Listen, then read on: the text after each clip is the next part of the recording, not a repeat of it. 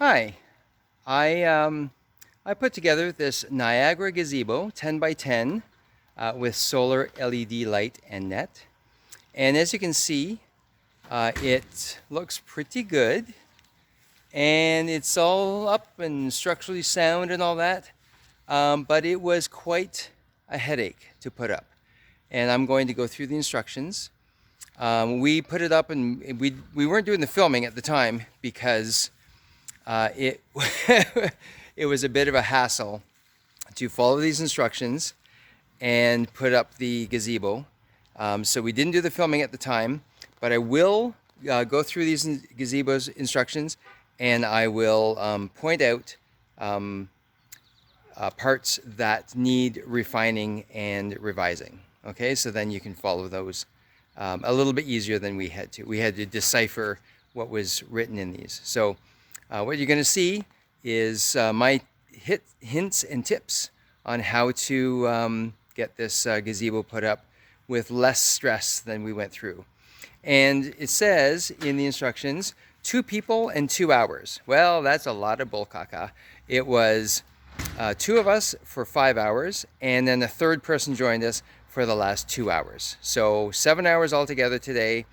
A lot of swear words going on, but in the end, it's worth it, I believe, and we'll see how things last through the course of the rest of the summer and into the winter.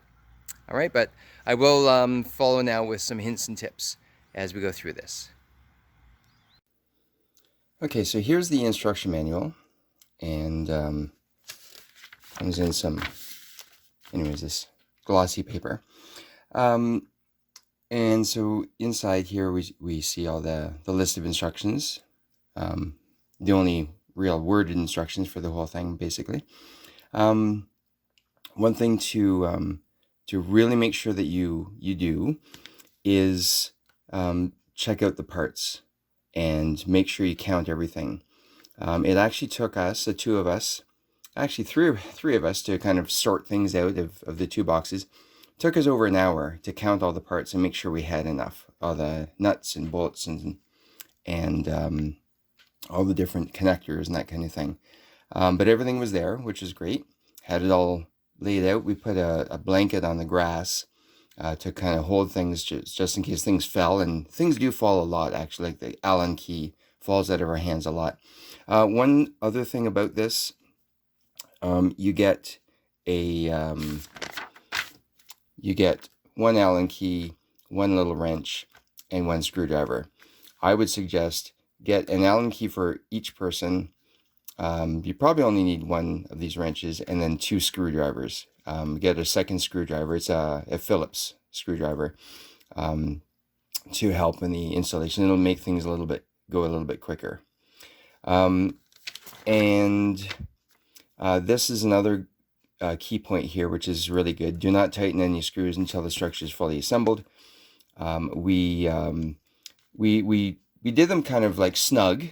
We screwed the things in really snug, or fairly snug, and then we went back, and we actually did make a mistake, which I'll tell you about a few, and so we had to go back and undo things. So the fact that they weren't really tightened all the way was really beneficial. So then we went through and we checked off all the parts, and then have all the bars and whatever, check them off. And so we looked at it, we made sure we had everything, and then once we got going, after an hour, we could get started. Okay, so step 1, very easy. You got the posts, and you got the bases here, these brackets that you could then screw into a concrete pad or whatever, which is what we did in the end.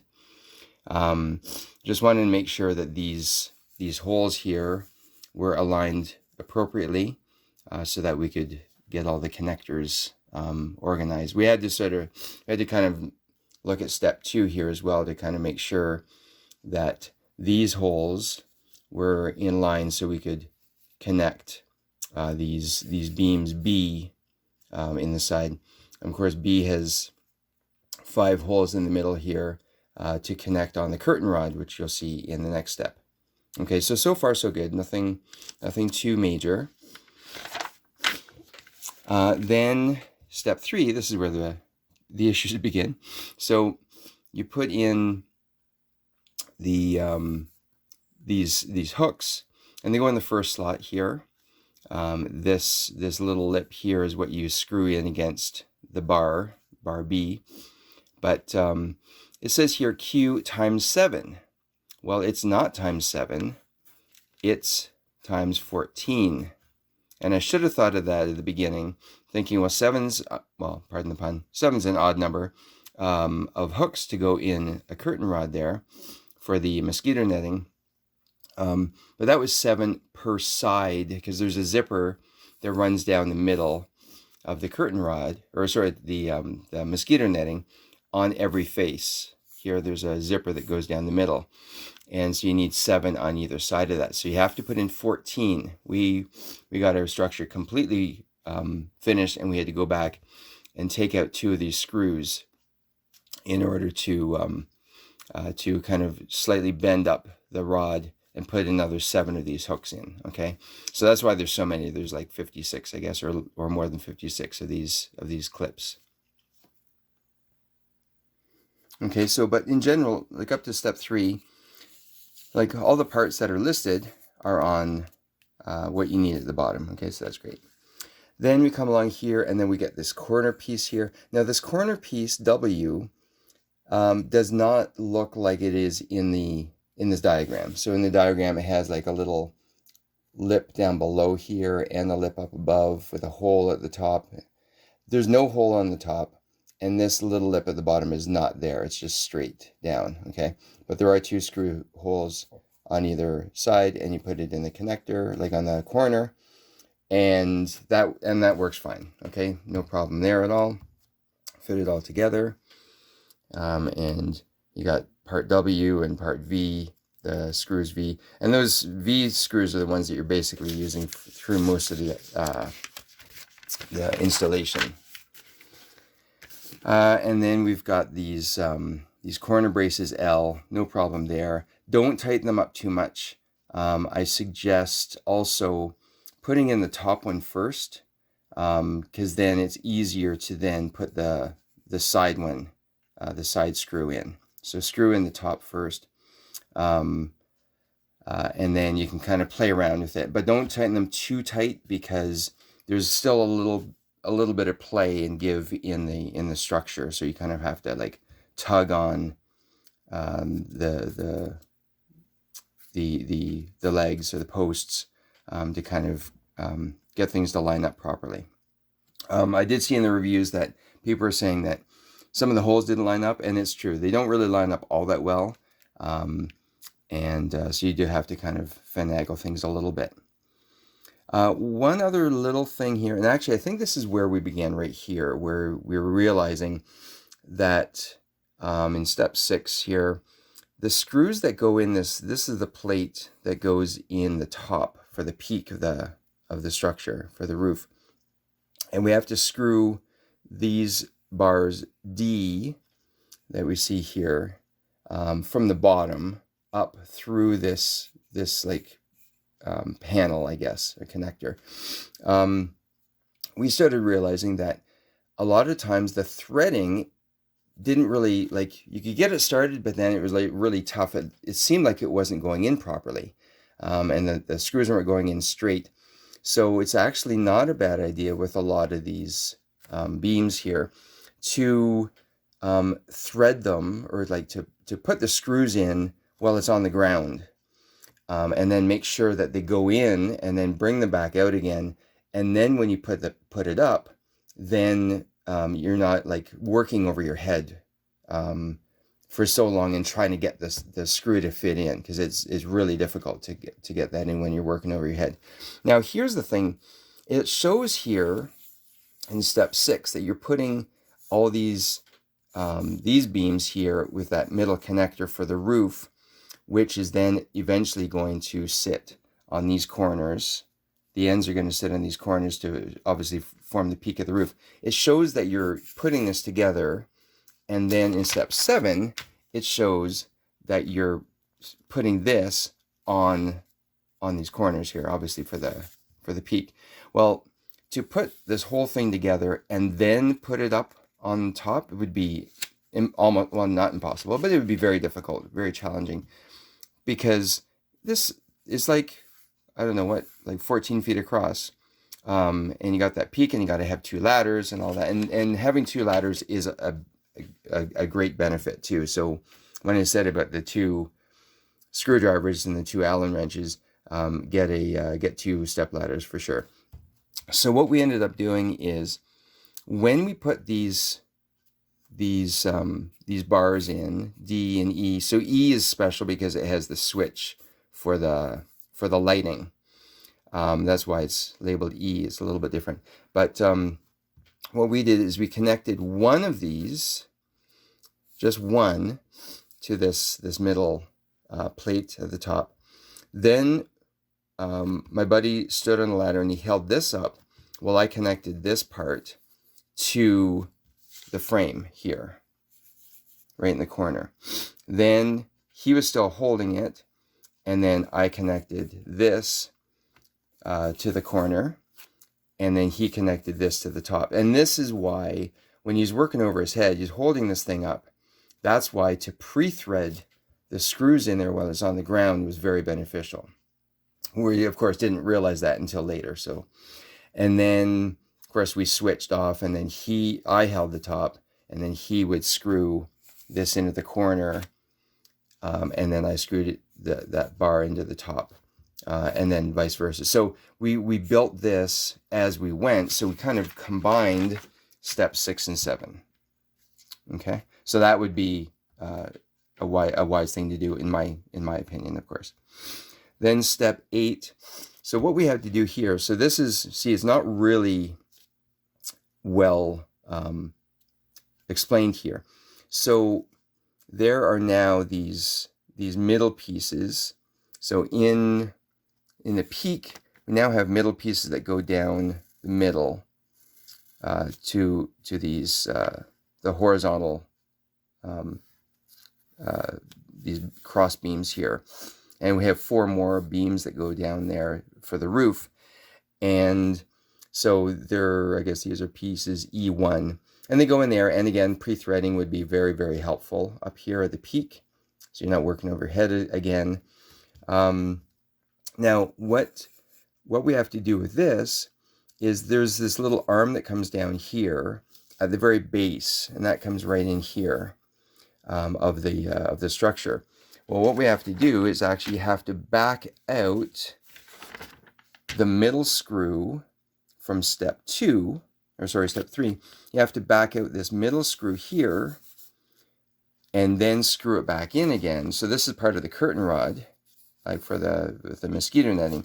You have to back that out and then screw in this here in the, so that hole there is part of the mosquito netting. So for the curtain rod there. So you have to back that out and then screw it back in again.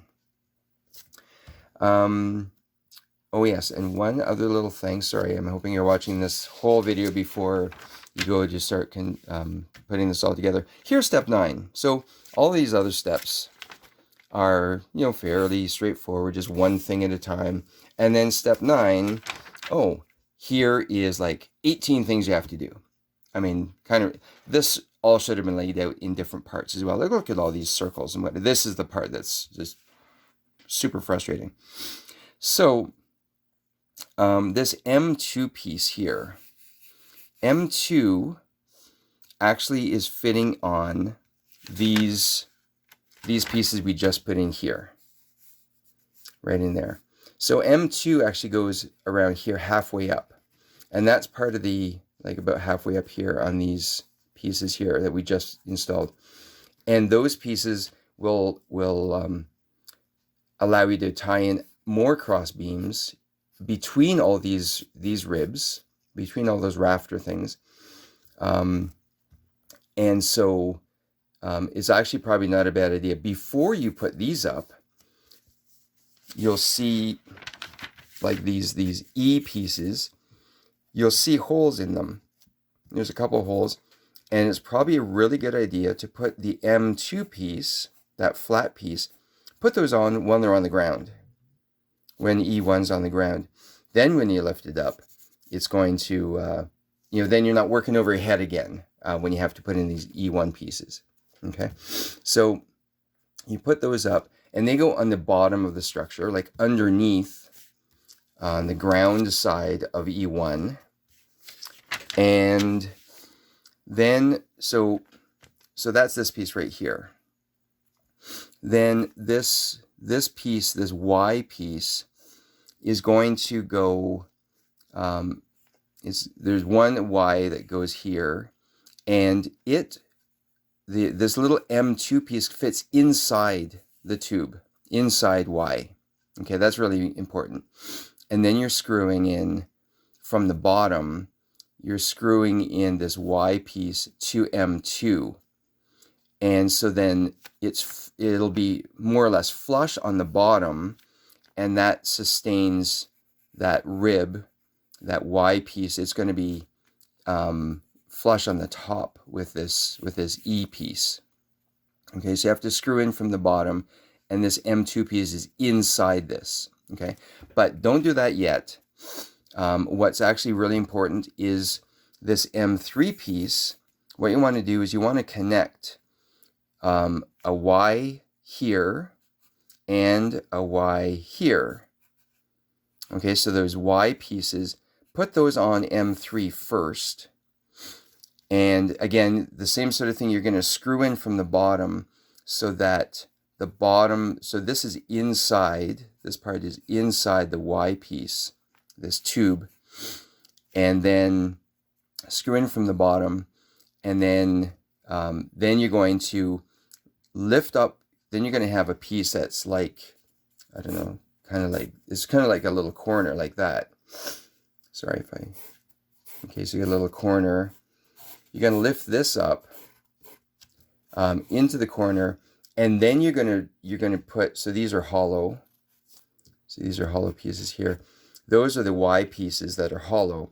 Then you feed them into M2, and once they're fed into M2, so the M2 piece is inside these hollow Y pieces, then you connect that M3 piece, you connect that into the corner. So this is a ridiculous drawing here, but this is actually supposed to be sideways.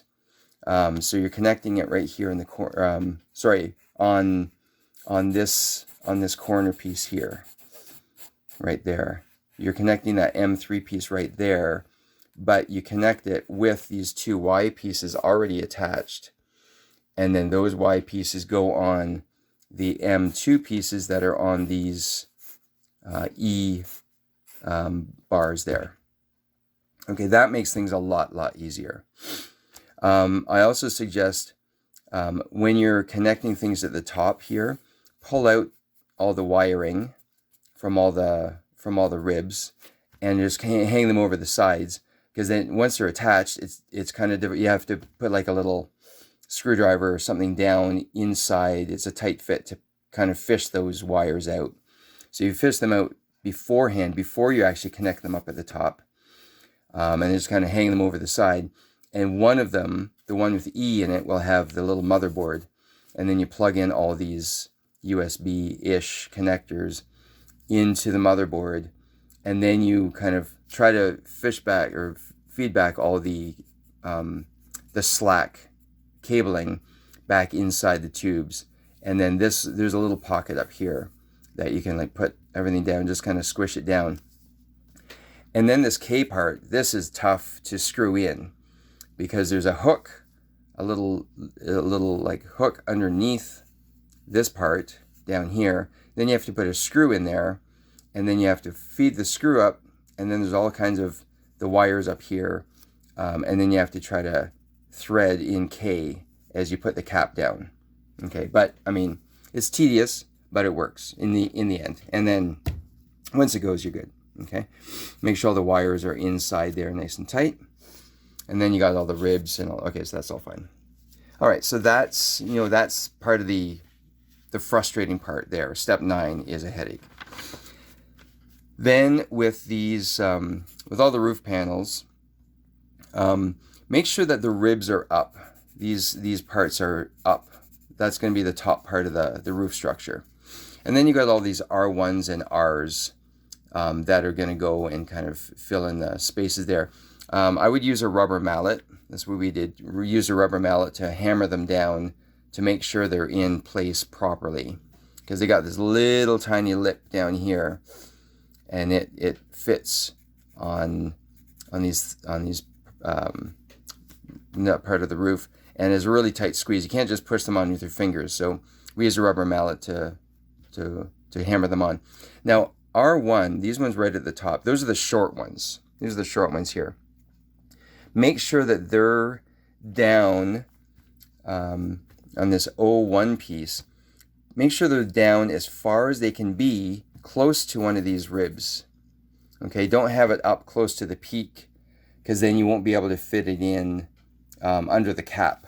So the cap has some spaces here. We can see some parts that come down and then little spaces. So the ribs from the roof goes in those spaces. And if this R1 is up too high to the top, then it's not going to, this panel won't fit under that cap. So you have to push that down as far as you can, as close to one of these ribs as possible. Okay. I did see also somebody put on one of the reviews that to put these side panels in first. I don't really agree. I think in the end, we did use what the instructions said and put the big piece in first. Now, again, that's really tough. Have somebody underneath to put these panels in, because they need to put in spacers down below. And these spacers are a pain to get in. And they fit in the little slots here of the roof. So what we ended up having to do is we had to jam this big O piece, the middle piece, and we really had to shove it in there. And of course the roof's kind of flimsy, so it buckles and whatever, and you have to kind of work it along these ribs, underside, like on top and below. And we really had to shove it up hard to get it inside. So you can't just be gentle with it. You really got to shove it up there in order for the holes to line up. And once the holes are lined up, then you're not too bad. Then you've got the spacer in there. You put in this S thing. We actually didn't realize there was these silicone washers that I don't think were on the list anywhere. And if we did see them on the list, we didn't really, I guess we didn't notice them. But they're silicone washers, and they're like in a clear plastic bag. So we didn't even notice them. And of course, those silicone washers should be going in at the top, right? So it goes into the roof. So we don't have ours in ours. So hopefully we don't get rained on in there. Anyways, so that goes on the top of the roof. You put in the screw, you put it through the spacer, and then somebody at the bottom holds the nut with the wrench. Now, don't overscrew them too tight, because then the bottom beam here, one of the cross beams, it'll start to give and bend and deform. Okay, so don't screw them in too tight, okay, because it'll just start drawing it up. Once you get all the panels in all the way around, which was probably an hour work at least, you'll see lots of gaps and it's kind of buckling or whatever. Then you put in these F1 and F2 pieces along the side here, and that is a struggle. It took 3 of us to fit those in and to squeeze everything together and get these pieces in so that it straightens all out. That was a lot of frustrating work, and we had to work and start from a corner. Get one of these corners in. Don't put the cap on yet, but screw in one corner of F2 into the corner. Screw that in first, then work along the side, and then get the F1 and work that in. Screw in the middle, then screw in that side, and then continue working your way around, and that'll be more helpful. But it was very painstaking work right there. And what else did we do? Oh yeah, and then the last thing was just the solar panel, which is not a big deal. Okay, but that's about it. This was a real exercise in frustration, but hopefully my hints and tips will help you out. Make the the installation and construction a little bit easier. All right, best of luck, but enjoy your gazebo.